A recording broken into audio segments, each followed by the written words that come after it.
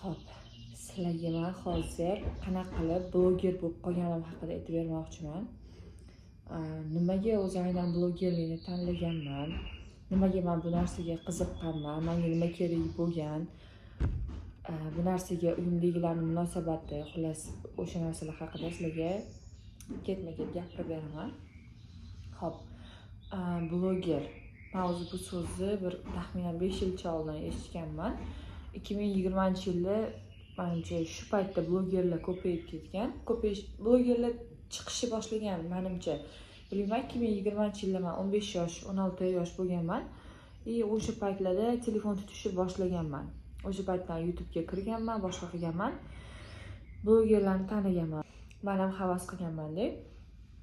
Bloger bo'lishni xohlaganman. Prosta tak men bloger bo'lishdan pul topish, bloger bo'lishdan nimadirlar, mashhurlik yo'q. Balki mashhurlikni xohlagan bo'lishim mumkin, lekin именно puli uchun emas-da, rol o'ynash, videolar qilish, videolarda emotsiyalarni ko'rsatib berish, mana shunaqa narsalarni chin dildan xohlaganman-da. O'zi kichkinaligimdan, bolaligimdan agar ildizini olib qarasanglar, aktrisa bo'lishni xohlaganman. Kichkinaligimizda josus bolalar, Amerikani har xillarni o'zga sayyoraliklar keladigan har xil fantastika kinolarini ko'rib, men bolaligimda aktrisa bo'lishni, shunaqa kinolarda rol o'ynashni, Harry Potter, mana shunaqa reytingi bor kinolar bor-ku, men ham shunaqa kinolarda o'ynasam-da, meni ham kinolarim shunaqa bir reytingi baland kinolarning qatorida tursa degan orzularim, maqsadlarim, maqsad emas, orzu, xayollarim bo'lgan shunaqa. Bolaligimda men slishkom xayolparast bo'lganman. Afsuski, ming afsus, shu odat haligacha davom etib kelyapti. Meni qiynaydi bu narsa. Bu juda ham qiyin, ishoninglar. Qarochi, shunaqa boshlangan o'zi buni ildizi. Keyin mashhur bo'lish, aktrisa bo'lish degan orzu sekin davom etib kelavergan. Bu yerda bloger bo'lish imkoni paydo bo'lib qolgan. Blogerlar chiqqan, blogerlar ko'payib ketgan. Men ham boshida xayol surardim shunaqa videolar qo'yayotganimni. Keyin kutardim. Qachondir kimdir menga taklif beradi. Bir 16 yosh paytlarim. Meni o'zi videolariga olib chiqadi. Keyin men mashhur bo'lib ketaman. Undan keyin o'zim qaror qildim. Men o'zim qachonlardir o'zim videoga olishni boshlayman. O'zimni komandam bo'ladi, o'zim boshlayman. Qarochi, o'zim qilaman deb nima deydi? Boshqacha fikrlashni boshlaganman уже. Endi kutmayman. Meni kimdir olib chiqishini kutmayman. Men o'zim qachonlardir boshlashimni kutaman. Tushunyapsizlarmi? U ham xom xayol, bu ham xom xayol baribir. Undan keyin уже bo'ldi, men bloger bo'laman deb besamar ketgan harakatlarni qilishni boshlaganman. Nima desam bo'ladi? Bloger bo'laman deganman, komfort zonamdan chiqmaganman. Bu nima degani? Misol harakat qilib ko'rmaganman. Kachestasi past, oddiy videolar bo'lsa ham olib ko'rishga harakat qilmaganman. Ana u qilaman, mana bu qilaman deb, qarochi, arzimagan harakatlarni qilib, xom xayollar, katta orzularni boshimda ko'tarib yuraverganman. Hozir ham xuddi shunaqa. Hozir ham boshim to'la xom xayol. Juda ham negativ emas, keraksiz fikrlar, negativ emas, pozitiv, keraksiz fikrlar ham ko'p meni boshimda. Xo'p, o'sha fikrlar bilan yashaganman xullas. Lekin befoyda bo'lgan. Keyin bir kun endi blogerlik men uchun bilsanglar, oxirgi paytlarda, mana shu oxirgi 2 yil ichida qurol bo'lib qolganda. Men blogerlikni boshlaganimga yarim yil bo'lgan hozir. Lekin men doim o'ylardim, men bloger bo'lsam, pulim bo'lsa, unaqa bo'ladi, bunaqa bo'ladi degan orzularim, xayollarim bo'lgan. Keyin bir kun hayotda qiyinchilik davrlarida вообще yomon holatda o'tirganman. Allohim deganman. Allohdan shunaqa so'raganman. Lekin boshqa duolarimdan farq qilmagan u ham. Lekin shu duoni ijobat bo'lganini men his qildim 2 oy o'tib. Duo qanaqa bo'lgan, nima deb duo qilganman. ey Alloh, iltimos, men bitta joyda brand face bo'lay, brand face bo'lib ishga kiray. O'sha paytda men bitta e'lon ko'rib qolganman. E'lon ko'rib qolmaganman, bitta kanal haqida xabar topganman. U kanalda brand face kerak degan e'lonlar tashladi. Syomkalariga 150 ming, 200, 300 ming so'mdan pul berishadi. Yo bir kuniga, yo bitta videoga. Hammada har xil, qarochi. Allohdan shunaqa so'raganman, Allohim iltimos, shu bitta ikkita videoga 300 ming so'mdan bersin menga kuniga, shunaqa bitta ishim bo'lsin Xudoyim deb iltimos qilganman-da, Allohdan rosa ham. O'sha paytda qaranglar, men Allohdan nima so'raganman? Kuniga 300 ming so'm pul so'raganman-da. U paytda chunki men undan ham kam pul topardim yoki topa olmasdim-da. O'shani 150 ming so'm pul topsam mazza qilardim. Xursand bo'lardim. 2 oy o'tdi, blogerlik boshlanib ketdi. Xo'p, mana endi yetib keldik kulminatsion nuqtasiga. Qanaqa qilib blogerlikni boshladim? O'sha duoni qildim ham, sal o'tdi, Chig'oshga ishga keldim. Undan oldin men juda ham ko'p o'sha brand face degan e'lonlarga lechkasiga yozardim. Yoshim 20 da, o'sha paytda 20 yosh edim, yarim yilcha oldin 20 yoshdim. 20 yoshdaman. Ismim Mohinur. Rasmlarimni tashlab qo'yardim. Bitta videoim bor, o'sha videoni tashlab qo'yganman. Keyin men xullas mana shu qizmanman deb tashladim, hech kim e'tibor bermasdi. Tashaverardim, itam e'tibor bermasdi demanga. O'zimizcha yozib yuboramiz, rahmat, yoki umuman javob qaytarishmaydi, shunda ikkita ptechka bo'ladi Telegramda, lekin javob kelmaydi-da. Men tushkunlikka tushardim yoki bo'ldi, qabul qildik sizni, yoqdingiz bizaga. Bo'ldi, sizni olamiz deyshadi-da, lekin yo'q, yana yo'q bo'lib ketishadi. Chaqirishmaydi. Ana mana degan bitta bo'lgan, o'zi unaqa narsa, qolgan hamma ignor qilgan. Shundan keyin xafa bo'lganman. Xo'p, sizlar bilan gaplashyaptik. Men brand face bo'lishga harakat qilganim haqida. Endi sizlar bilan mana uyimni balkonida gaplashamiz. Chunki bu yerda joyda suhbat dedim, ish bo'yicha, brand facelik bo'yicha. Endi hozir uyimga kelib oldim, mana shu sizlar bilan gaplashamiz. Xo'p, qaranglar. Demak, shu brand face bo'lish degan g'oya tug'ilgan deyman-da, g'oya tug'ilmagan. Menga shunaqa g'oya berishgan. Men Olov bozorida chiqqanimda o'sha bitta opa qatnashganlar bizlar bilan birgalikda. Siz chiroyli qizsiz-ku deganlar. Maqsad face tanitib, keyin undan blogerlikka sakrash bo'lgan.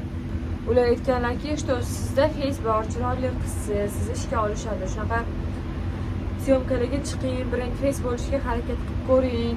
Shunaqa kanallari bor, e'lonlar tashishadi. Shunaqa syomkalarga qarochi qizlar kerak deb e'lonlar berishadi. Shunaqalarga harakat qilib ko'rsangiz, sizni oladi, ishlaysiz. Muncha pul olsangiz bo'ladi. Ishlang shunaqa qilib. Menga maslahat berib qolganlar. O deganman, yaxshi ideya deganman-da, qidirib ko'rganman. Keyin shu joyda o'sha qiziqishni boshlaganman-da. Bir ikkitasiga rasmlarimni tashlab berganman. No, bilmayman. Yoqmaganman, qarochi. Yoqmaganmanmi, boshqami? Qarochi menga yozishmagan, e'tibor ham berishmagan. Shunda Telegramda chatda ochgan, ikkita ptechka bo'lgan, javob qaytarishmagan. Ko'p menda shunaqa bo'lgan. Agar sizda ham hozir shunaqa etap bo'layotgan bo'lsa, bo'sh kelmang, duoda bo'ling, glavnisi bo'sh kelmang, duoda bo'ling, inshaalloh o'xshab ketadi. Keyin yana ozgina vaqt o'tgandan keyin yana boshqalarga yozganman. Videolaringizni tashlab bering degan. Sizni qanaqa gapirasiz, emotsiyalaringiz qanaqa, sizga ular ko'rish kerak. Sizni qanaqa gapirishingizni, xarizma deydi, shu narsalaringizni ko'rish uchun ular video so'rashadi. Qanaqa proyektlarda chiqqansiz, o'shalarni so'rashadi sizni ko'rish uchun. Mendan so'rashganda, menda proyekt yo'q, oldin ishlamaganman-ku. Rasmlarimni tashlab berardim, lekin menga javob qaytarishmasdi. Keyin spetsialniy opacham bilan borib ko'chaga chiqib video ham olib kelganmiz. U videodan maqsad yo'q, просто odamlarga qanaqadir gapirib ko'rsatib berish bo'lgan maqsad. Borganmiz, video olganmiz. O'sha videolarni ham tashlab berganman, foydasi bo'lmagan. Qarochi hech kim meni ishga olmagan. Mana qaranglar. Bu yerda maqsad brand face bo'lish. Maqsad mana brand face bo'lish deylik birinchisiga. Ikkinchisiga maqsad emas, harakat уже, harakat. Bu yerda odamlarga yozish bo'lyapti. Allohga tavakkul qilasiz, duo qilasiz. Alloh meni maqsadimga yetkazaman, brend face bo'lib pul topishni xohlayman. Maqsad bu yo'lda. Ikkinchisi, maqsadga yetish uchun duolaringiz ijobat bo'lishi uchun siz tavakkul qilib, sabablarini qilishingiz kerak bo'ladi. Sabablari men rasmlarimni o'sha ish beruvchilarga tashlab berganman. Plus borib videolar olib kelib, o'sha videolarni ham tashlab berganman u ish beruvchilarga. Bu borib videolar olib kelib montaj qilish ham bitta sabab bo'lgan. Undan keyin endi duoni ijobati. Men duo qildim, Alloh meni brend face qilib, men pul topay dedim.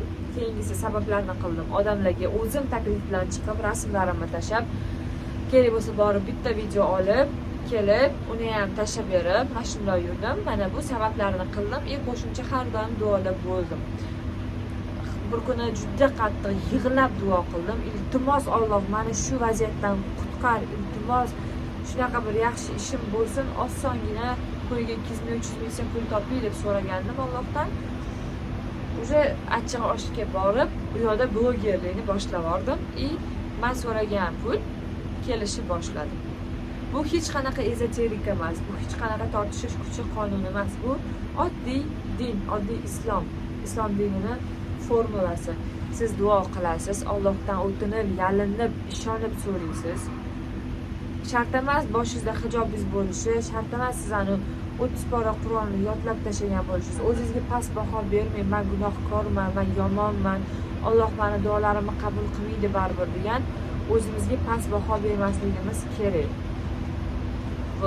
Shunaqa qilib qo'limdan kelganicha sabablarini qilib duo qilgandim. Achchiq oshda 2 oydan keyin o'sha aprelni o'rtaroqlarida, aprelni boshida so'ragan bo'lsam shu narsani, iyulni boshida biz blogerlikni boshladik achchiq oshda. Men so'ragan pul kelishni boshladi. Ya'ni bu yerda o'tirib, tortish kuchi qonuni bilan, ezoterika bilan, narsalar bilan, g'ayri tabiiy kuchlar bilan ishlaganim yo'q. Oddiy narsa, hammasi real hayotga mos keladigan narsa. Xudo bor. Xudodan ishonib so'radim. Alloh menga shu narsalarni berdi dedim. Tavakkul qilib, sabablarini qildim. O'tirib vizualizatsiya qilganim yo'q, tasavvur qilganim yo'q. Prosta so'radim, rasmlarimni odamlarga tashlab berdim. Lekin men rasmlarimni tashlab berganim uchun emas, boshqa yo'l bilan, Alloh xohlagan yo'l bilan keldi. Alloh xohlagan yo'l shu ekan. Mana baribir shu maqsadga yetishdim. Lekin qilgan sababimni evaziga emas. Meni sabablarimni evaziga emas. Alloh boshqa yo'l bilan berib qo'ydi, lekin berdi. Lekin duo ijobat bo'ldi. Glavnisi shu. Duo ijobat bo'ldi. Glavnisi shu. Demoqchi bo'lganim, brend face, короче, mana bloger bo'lishimning tarixi shu. Menga o'zim xohlagan summani topish kerak bo'lgan. Buning uchun harakat qilishim kerak bo'lgan. Lekin men harakat qilishga unchalik duxim yetmagan meni, dux bo'lmaganman deb вообще. Keyin men duo qilib so'raganman, brend face bo'ldi. Keyin Allohdan so'rab, achchiq oshga borganman-da, o'zim bilmagan holda, oyog'im tortmasdan, xohlamasdan borganman. Borganimdan keyin 2 oy o'tib, mana nimalar ko'z ko'rib, quloq eshitmagan ishlar bo'lib ketdi. Buni men nima deb hisoblayman? Buni men bu duoni ijobati, omad kelishi. Bu omad 100%. Mana hammasi shundan iborat edi. Xudo xolasa bu videoni inshaalloh ikkinchi qismini ham chiqaraman. Agar esimdan chiqib qolgan bu gaplar bo'lsa, chiqaraman albatta. Shu mana qanaqa qilib bloger bo'lib qolganimni qisman tarixidan bir bo'lib sizlarga endi Xudo xolasa davomini chiqarishga harakat qilaman. Sizlarni yaxshi ko'raman.